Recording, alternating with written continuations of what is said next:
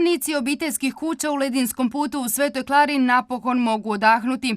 Riješen je dugogodišnji problem imovinsko-pravnih odnosa koji su kočili izgradnju kanalizacije i odvodnje oborinskih voda. Konačno je, smo dobili jučer suglasnost od tog privatne osobe.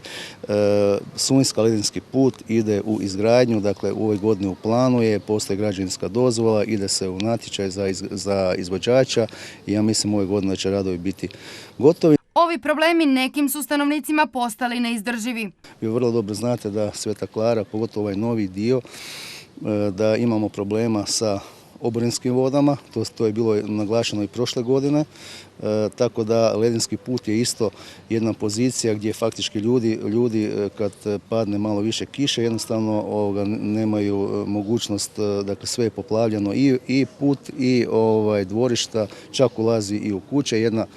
Jedna građanka se iselila iz svoje kuće upravo zbog tog pitanja. Prema Fiolićevim riječima, u Blatuzu danas sve ulice asfaltirane, a 20-godišnji problem izgradnja adekvatnog dječjeg igrališta također bi ubrzo trebao biti riješen. Mi smo pozvali na sastanak ovlaštenu osobu iz gradskog ureda za prostornu definiciju grada, gdje smo se dogovorili i predložili dvije lokacije.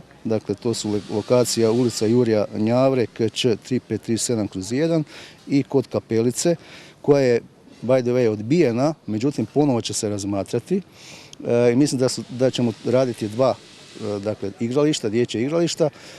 Ono što je predloženo u peticiji, igralište u odteretnom kanalu, mislim da je to suluda ideja.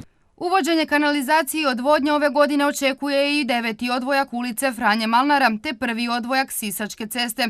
U pripremi je izgradnja kanalizacije u Dupcima, a sabirni kanali izgradit će se u Ježdovcu i Hrvatskom Leskovcu.